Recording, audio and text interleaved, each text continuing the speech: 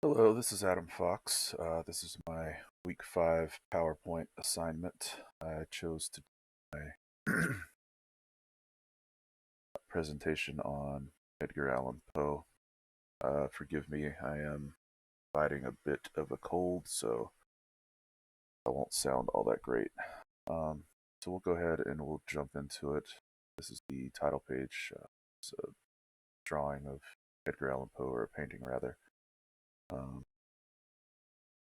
So first we'll start off with the table of contents as far as what we can expect in the PowerPoint presentation.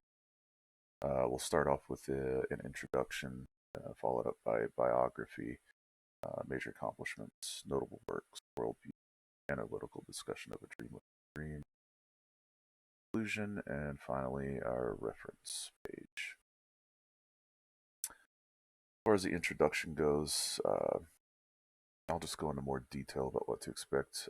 So we're going to start off with 3 phases of his biography, which include the early parts of his life, his middle life, and his late parts of life,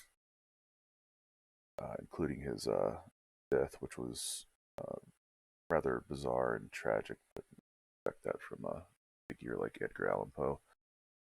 Next, we'll go into the short discussion of his notable works, some of his major accomplishments, as well as his worldview. And finally, we will jump into an analysis of A Dream Within a Dream by Edgar Allan Poe, and we'll just wrap it up with a very quick conclusion. So, to begin with, in his early years, he was born January 19th in 1809, and he died on October 7th in 1849. His parents were David Poe Jr. as well as Elizabeth Poe, who went by Liza. Edgar was born in Boston, Massachusetts, to David and Elizabeth Poe. He was their second child. He had an older brother. Edgar's mother, Elizabeth, died when he was only 1 year old of uncertain causes. However, the last known place that she was in was actually in North Carolina while she was with a troupe of actors. His father, David, ended up abandoning Edgar and his older brother when Edgar was around 2 years old. Edgar would live with his foster father, John Allan, who never officially adopted him but gave him the middle name of Allan. They initially had a very strong connection. However, as time goes on, people grow apart and their relationship deter- deteriorated. Um, his foster father would also sometimes spoil him, but remained a strict disciplinarian. This nonsensical dichotomy would help shape Edgar's worldview in the future. In Edgar Allan Poe's adult life, as I mentioned earlier, over time his relationship with his father had actually languished. He enlisted in the army and was later honorably discharged. He attended West Point for a short amount of time until his foster father rather, could no longer afford him to attend. This lack of support led to Poe being dismissed. Poe eventually married his first cousin, Virginia Clem. They were married for 11 years until her death in 1847 due to tuberculosis. As it was getting closer to the end of her life, she was actually suspecting that she had been poisoned because Edgar had some extramarital affairs during their relationship, and she suspected that she was being murdered, basically. Um, he had a job as an assistant editor, but was later fired for being drunk on the job, a theme that's going to play into the rest of his remaining life. Uh, Poe was also one of the pioneers of the short stories that we know and love today. Um, he was also one of the earliest American writers to make a living strictly from writing. Edgar Allan Poe died on October 7th in 1849. He was found on the streets of Baltimore, Maryland, delirious, and kept shouting the name Reynolds. There's no context or information behind the name Reynolds, but there were claims of cerebral inflammation and congestion of the brain. Cause of death actually remains a mystery. However, there is speculation that it was due to alcoholism. Um, After Poe's death, his literary rival, Rufus Wilmot Griswold, slandered him. In his obituary, Griswold described Poe as a lunatic and a madman, using a pseudonym. This is actually going to be very important for the success of Edgar Allan Poe. This malicious attempt at slandering his name by Rufus Wilmot Griswold will actually pay dividends for Edgar Allan Poe's legacy. Some of his major accomplishments, I mentioned earlier about his writing styles. He pioneered writing styles that had never been seen before. Short stories he wrote were unique and focused on new topics. Poe essentially created the detective genre, even predating Sherlock Holmes. To this day, detective fiction still has a large following due to his influence. As a writer, he set a standard different from what other writers were doing. He was concerned about death and wrote about it differently. In doing so, he popularized Gothic themes.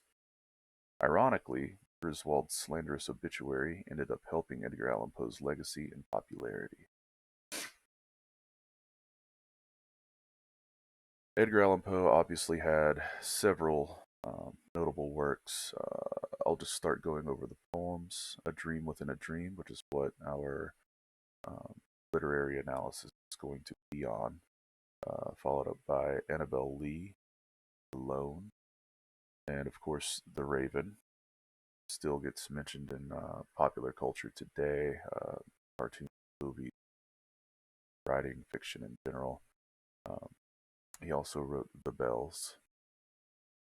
Short stories: The Mask of the Red Death, The Cask of Amontillado, The Fall of the House of Usher, The Black Cat, and most notable, I would say, would be The Telltale Heart. Um, some of his novels include, well, let me rephrase that. It's novel, The Narrative of Arthur Gordon Pym of Nantucket, which is actually Poe's only completed novel. He also had an unfinished novel called The Journal of Julius Rodman. Edgar Allan Poe's worldview. Edgar Allan Poe was a Christian, even though he did raise a lot of questions about the uncertainty of what happens um, after life after death. Also, he talks a lot about the pointlessness that he viewed life in general for mankind. He remained non-political for the most part. I believe that he was described as being non-political, antebellum Southerner type of thing. Um,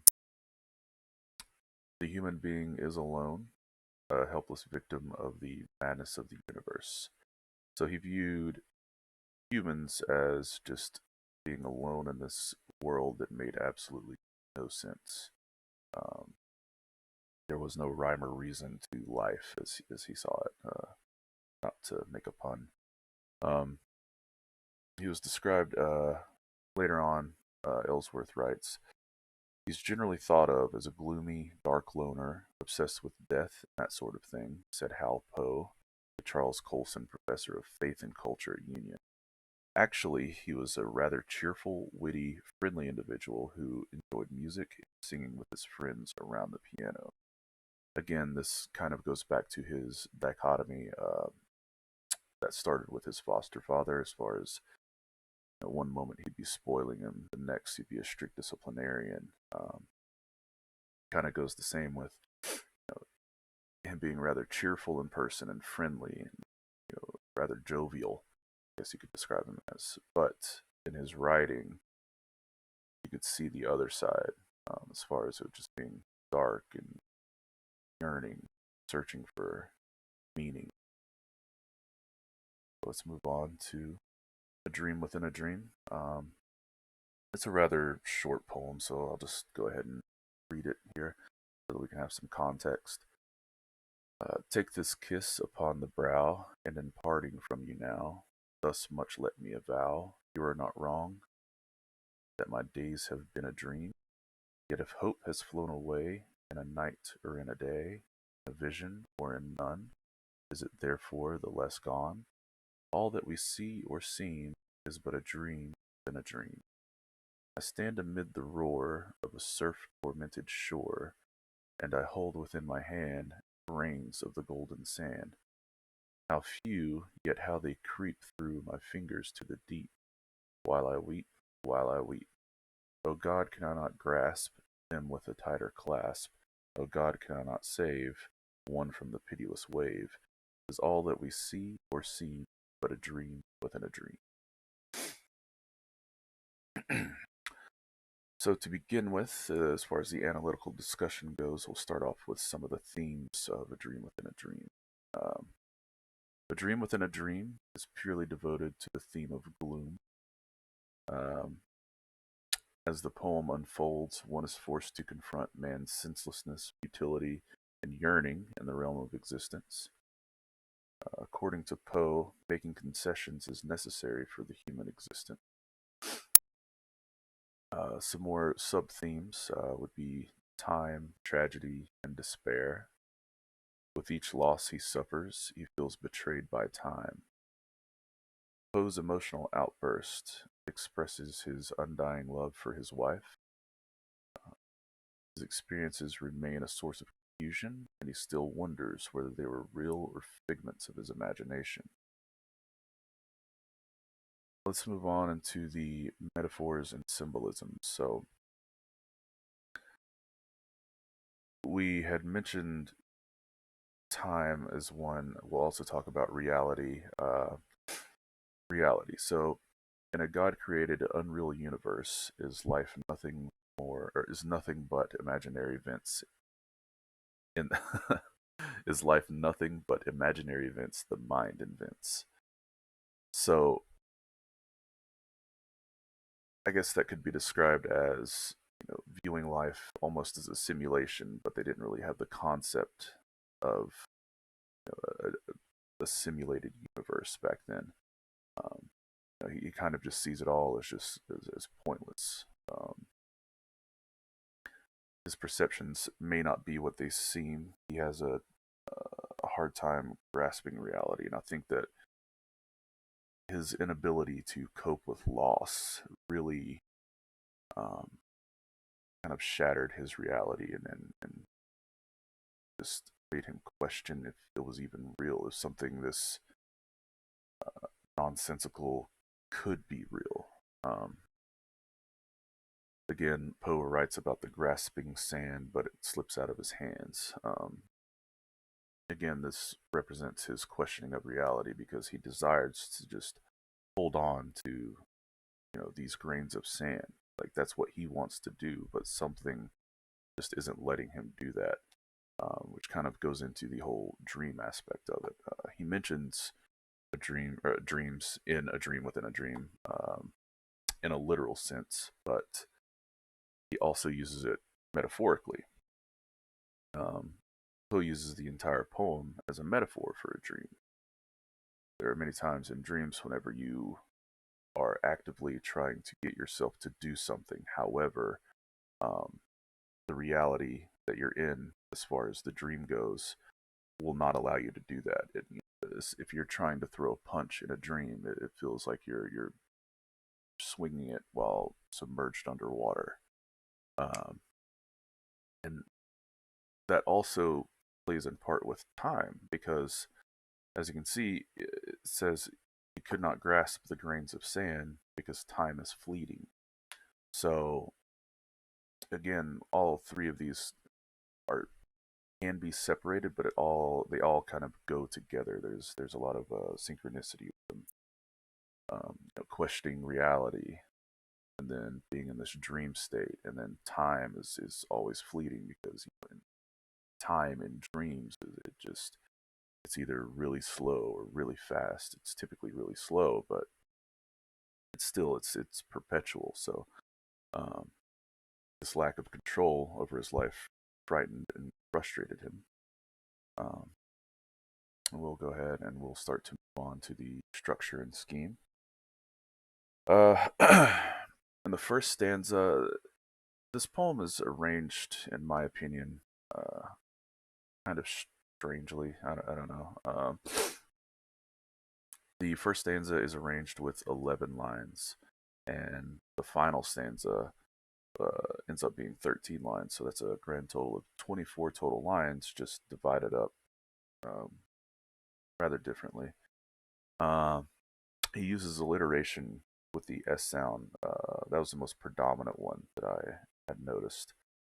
In the first stanza, I'll take a few examples.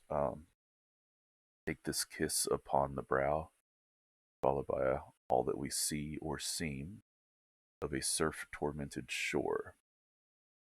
The second stanza is where he really ramps up the alliteration, in my opinion. I'll read some more examples. O God, can I not grasp them with a tighter clasp?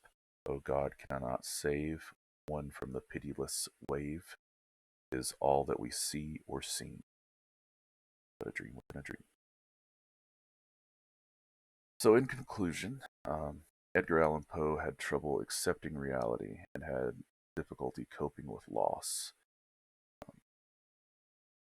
The pain that he suffered in life has inspired many generations of future writers, and his everlasting contribution will cement his place among America's greatest writers. And I think that we can all hope that he has found some sort of peace, and hopefully it just all makes sense to him at this point. Okay. That was my PowerPoint presentation. Thank you for watching. Sorry that I am sick. All right. Take care.